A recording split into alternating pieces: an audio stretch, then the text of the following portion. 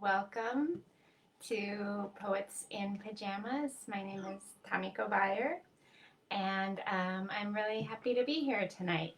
I am so grateful to Poets in Pajamas for inviting me to be this reading series. I'm super excited. And thank you to SJ, who's been coordinating. And thank you to all of the folks who are viewing right now, and also who will be watching in the future. Thank you for joining me across time and space in this strange virtual world that we live in. I'm very excited to be sharing poetry tonight. I'm going to be reading from mostly from my new book called Last Days, which is here. It's published by Alice James Books, and it came out in April. And so, yeah, I am a poet and a writer. Last Days is my second book of poetry. I've also have a book called We Come Elemental, also published by Alice James Press. And I also have a couple chapbooks that I've published. And I also publish a newsletter that comes out once a month called Starlight and Strategy. And I'll drop the link to that in the chat. But it's a newsletter that I write. It comes out on the full moon every month, and it's like my kind of reflections on living in this time during the kind of end of the world and end of a world, and just reflecting on arts and organizing and social change issues, which is, some of the things that I'm really passionate about, particularly around climate justice and racial justice and economic justice. And all of that shows up in my poetry as well. So you'll definitely be seeing some themes around that.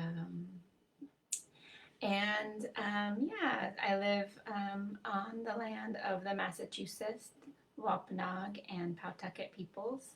I actually live, so that's like the Boston area, so-called Boston area. And I live actually very close to the Neponset River, which is the land that has been stewarded by the Neponset tribe, the Massachusett people.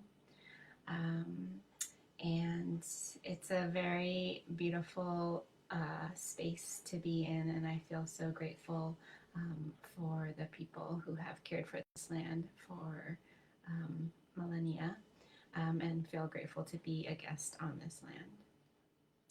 I'm gonna be, I think I'm gonna start pretty soon in a few minutes. We'll let a few more folks join if they want to.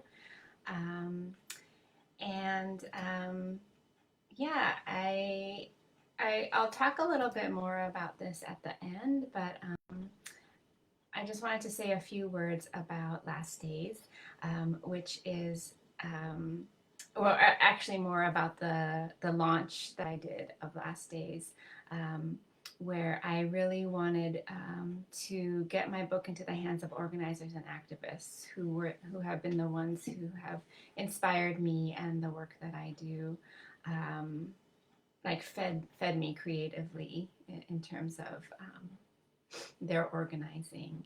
And so I launched my book by raising funds to get the book into the hands of almost more than 250 organizers and activists all over the country. In fact, in other places in the world too. And that was a way of thinking about how do I launch my book in a capitalist system without, or navigating capitalism. How do I give my book away to the folks who I really want to have them. And so if I can talk about that more at the end, but I just wanted to give a little context of where I'm coming from in terms of who these poems are for. I mean, they're for everyone, but I really wrote them with the folks who are doing the day-to-day organizing every day on the ground. So I think with that, I'm gonna just jump into my reading. Thanks for hanging with me as I ramble through the introductions. I've never done a Facebook Live event before, so this is my first time. So thanks for joining me here. This first poem is titled Solstice, and there are 2 solstice poems in the book and 2 equinox poems to kind of follow the cycle of the year. This is the first one that shows up. And it really does touch on themes of organizing and environmental justice. So it's called Solstice. Once toxic waterway, now elegant, iced at the edges. If the river were dredged, we'd unsettle decades of chemicals mucked under the mud. Someone with power chose to leave what's quiet, quiet. But when too many people have been torn through, we gather at last. We call into the blunt wind, and the tin hiss echoes back our slung, strung words. Elsewhere, inside, someone is pouring amber bourbon over a perfect sphere of ice. He thinks the world blinks on for him, open, open, open. He polishes his keys and the bone saw is an aching in his finger. Along the bank, the trees planted when white men drafted a constitution are showing their roots, gnarls pushing out of the packed dirt. Like this, things come together and then break apart. We grip in our fists the ghost lights of some future, might be ours. The ice cracks, water surges, seeps. In the pause between, the we of our bodies expands. So, as I said, my book launched in April, so I've been reading a lot of poems from last days, a lot. And I thought for this reading I would read poems that either I hadn't read that much in my book tour, or new poems. And I'm excited to read a brand new poem. I mean, I've been working on it for a while, but this week I finally decided that it was finished. So actually a couple, about 3 poems that I feel have been done, and that they're some of the first poems that I've written since the book came out. And I kind of like went through a dry spell while I was publicizing the book and working on my book launch project, and so it feels good to be kind of back in the writing and revising saddle again. So all that said, this is called February.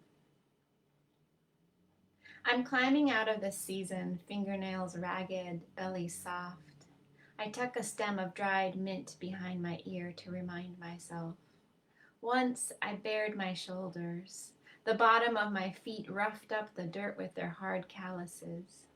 When I harvested arugula, it smelled of green spice, alchemical veins pushing sun and dirt and water. I do remember this. I pinned summer light up in my hair and made no apologies for the space I took up, barely clothed and sunbound. Now, a ball of twine in the gray sky, the sun rolls low on the horizon, hangs, then dips back down again, wind howling us into night. Inside the erratic rhythm of this wavering flame, I conjure the potent sky of the longest day. Seeds with a whole galaxy inside of them.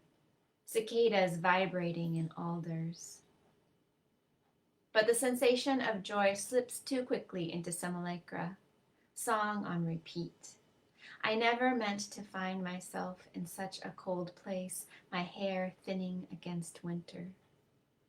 Once, red clover grew thick where today's rabbit tracks pattern the snow. Clover said flow, clover said nourish, clover says We've got this.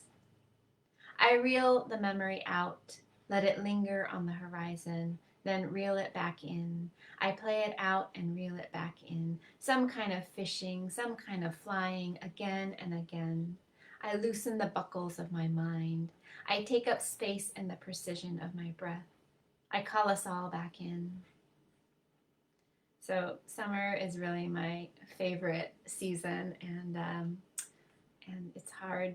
As I said in the poem, I never thought that I would be living so long in New England, where the winters are so cold. Although it's been in the 70s these days, and in this past week, and climate change is definitely a reality here. So this, speaking of October and the seasons, this is a very much a Halloween poem, or a Samhain poem, about the thinning of the veils. The opening image comes from a ritual that my partner and I do on the 31st of October, where we set we set a place for our ancestors and whoever wants to come visit while we eat dinner, and we have a silent dinner. So that's where the beginning of this poem comes from. Because death is another stop on the singing line. I set a table for 3. The soup, sour in its blue bowl, cools.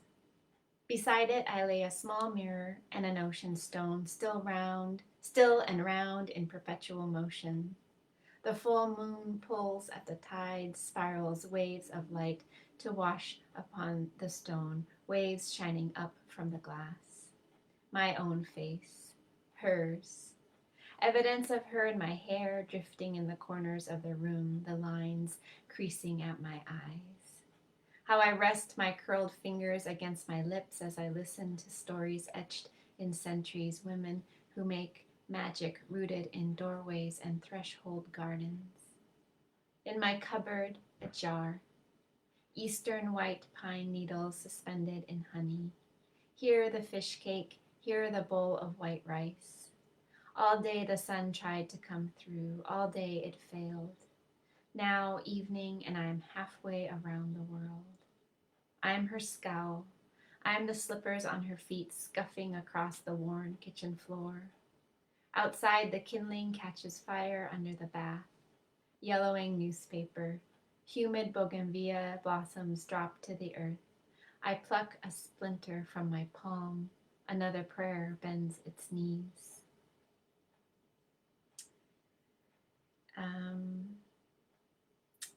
So I think I'm gonna read 2 more poems, and they're both from last days.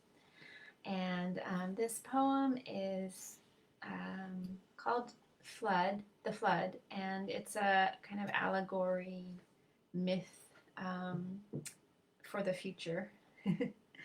And I'll just read it. It's called The Flood. In the theater of the former capital, dancers and musicians swept bullets and rotten wood off the stage. On the night of the performance, their costumes fluttered, rags in the updraft. Lights flickered like intermittent bird calls, then steadied. The audience breathed, a single taut animal.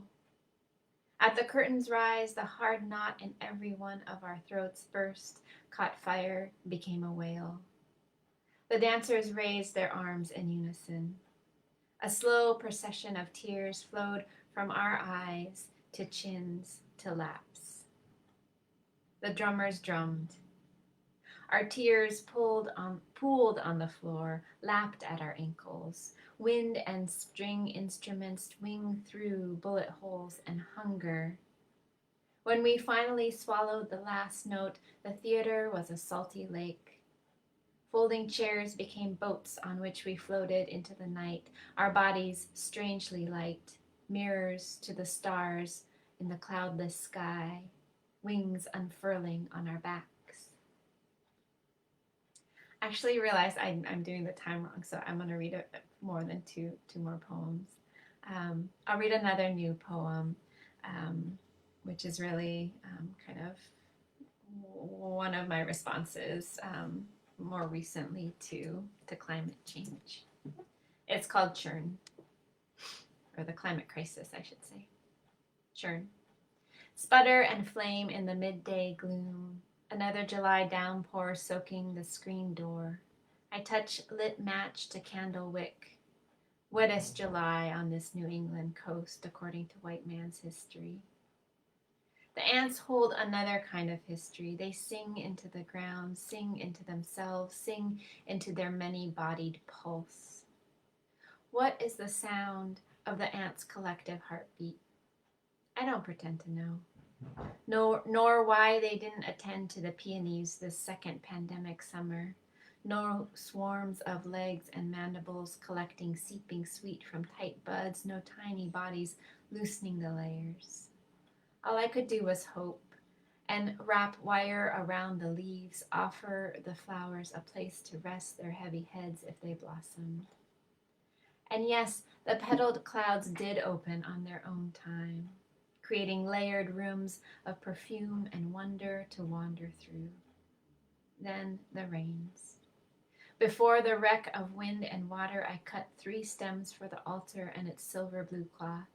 This will not be the last time it will rain this hard nor be this hot. Soon we will stop saying the hottest year, the wettest year, hearts pulsing the hour.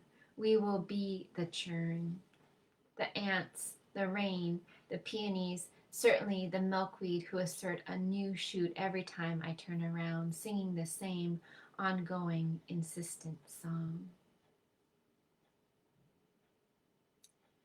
Okay, now 2 more poems, a short one and then a slightly longer one. And this is the second solstice poem in Last Days. Solstice. I pick up a small stone, honeycombed, rust-colored, lighter than I expect, like driftwood or ember. A bit of pumice in my poem. Rocks don't lie. What gets buried deep eventually touches fire, and with enough heat, even the hardest stone melts, then rises to surface sky. No fixed form on this earth. We are so much more than our genetic code. How much pressure will we endure before we burst out of our bodies, rain down like burning rock? The longest day brings the dark. When the ground rumbles, I turn my shoulders to the mountains, open my mouth, eat the midday sun. And this last poem is one of the last poems in Last Days. It's called Murmuration. Oh, hi, Joby. Joby's nice to see you in the chat. Thanks for joining. And Irene and Charlotte, my mom. I have not been paying attention to the chat at all, but nice to see you all here. Thank you for coming. Okay, this last poem. So part of what I imagine at the end of Last Days is humans and birds have kind of merged, and there are bird humans.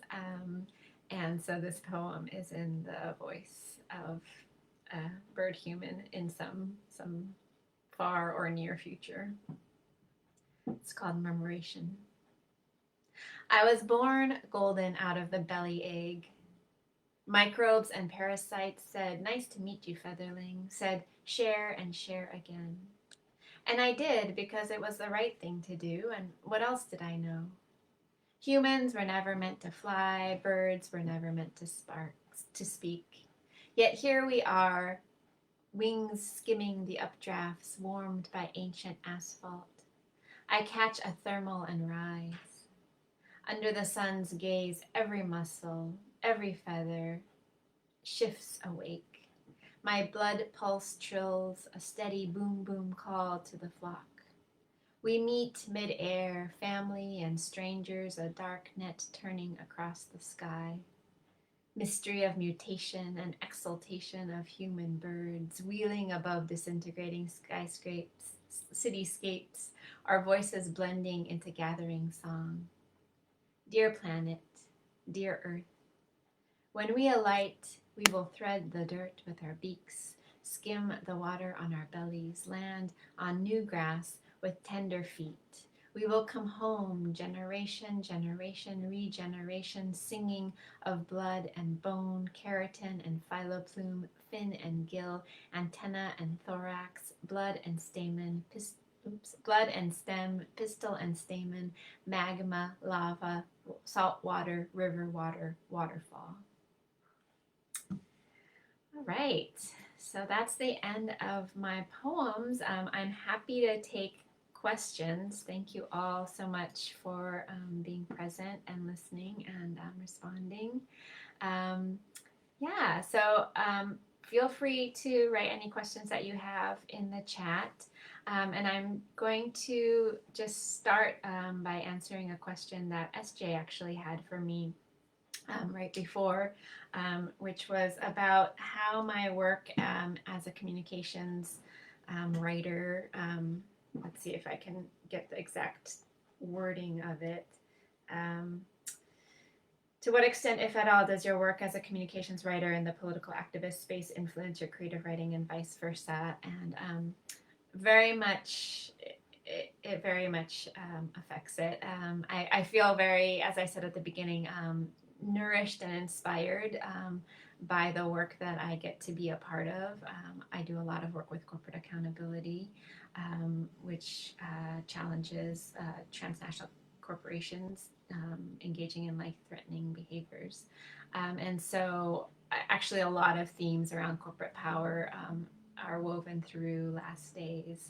And I just feel like it's a real gift to be able to use my skill, one of my primary skills I think that I was given in this lifetime, which is to write, to be able to use that skill in the service of doing work that is about bringing justice to the world, to people, and to be creating a more just society. And so I feel, I mean, obviously, like having a day job in any situation, I think, like takes away from the creative time to be creative. But I also feel like if of any day job that I've had, this has been really the one that has really nourished me more than drained me in terms of what I then bring to my writing. So, yeah, and I know that there's a delay in the comments. So since I don't see any questions right now, I thought I would just talk a little bit about my book launch a little bit more. So as I said at the beginning, I was really interested in how do I launch this book into the world in a way that feels most aligned with my values. And so I was thinking about how do I do it in the spirit of like cooperation and collaboration instead of competition. Like I didn't want to be competing with other people who had their books coming out at the same time. And how do I really like embody the gift economy? Like I wrote these poems not to make money, not to sell them, but to really share them. So how do I really do that? And so that's how I was talking with my partner, who's an organizer, and we came up with this plan to fundraise from my network, and then use that money to buy books to send to activists and organizers. And so I launched this big project where I outreached to lots of different organizations and people all across the country and said, hey, like if you want to sign up for this book, to get this book, or if you want to let your staff or members or volunteers know that this book is available, please do. And it was really amazing just to see so many different people from all over the country. There are a lot of people obviously from like Massachusetts, California, New York, but there are people from Kentucky and Missouri, and people doing amazing work on, abolition work, reproductive justice, climate justice. And it was really such a lovely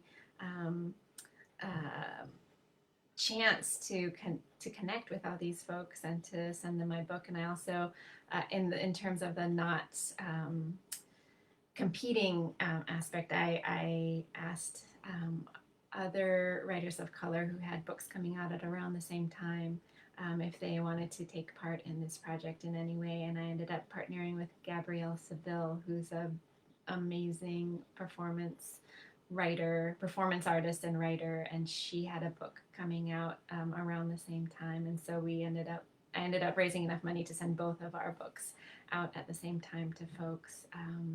And then I did other kinds of events. I just did an event on October 6th that brought together poets and organizers and a dancer and a graphic note taker, where we read our poems, but then organizers talked about the work that they were doing, and then we did like a collaborative writing activity with all of the people who were on the call, on the Zoom.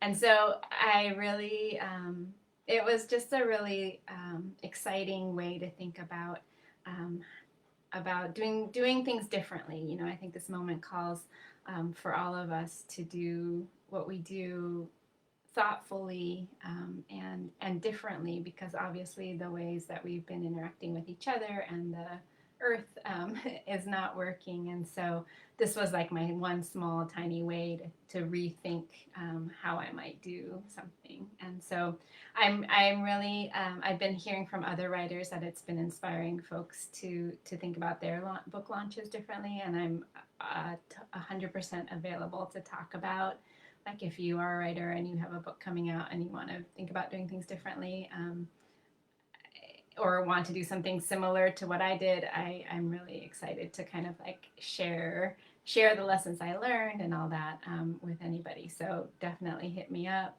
send me a message, and yeah, I'd be happy to talk about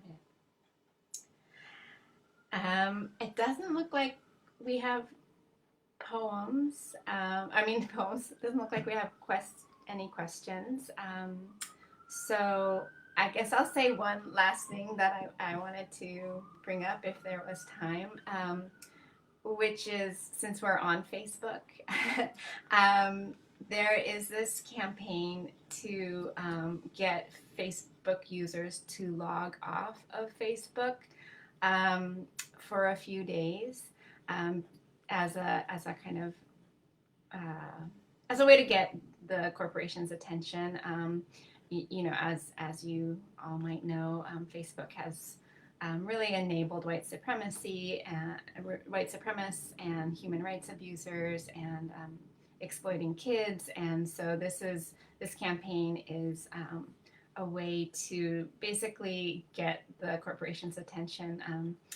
Like 98% of Facebook's revenue comes from advertising, and it really relies on our engagements on its platforms to target ads to us. So this is not like a permanent delete your Facebook account necessarily, but it's like a kind of like a picket line or a couple days strike. So if you are interested in joining us in doing that, here's the link. Oops, no V at the end there. That's the link to join. So just sign up and you'll get more information on how to be part of the Facebook logout. So that being said, somebody has a question. And the question is, as someone who felt like your book was speaking directly to me, oh, thank you so much. I'm wondering who you are writing for. And Anais, I really was writing for the folks who care about the world and who are doing work in whatever capacity to create change. And so, as I was saying, I was really inspired by organizers and activists in the climate justice and racial justice arenas, issues. and the folks that I work with on a day-to-day basis, challenging abusive corporations. But really, I was writing it for folks who are like awake and alive and wanting to see something different, different, systems, wanting to tear down the systems of oppression that we're living under and rebuild something new. So that was really the audience that I had in mind, and I'm really moved to know that it was speaking to you. Thank you for letting me know. Okay, we're exactly at 7:30. So thank you again, everyone, for joining. Thank you again, Poets in Pajamas, for having me. And keep in touch. And thank you again for coming, all of you. It's been a real pleasure to share these minutes with you. Bye-bye.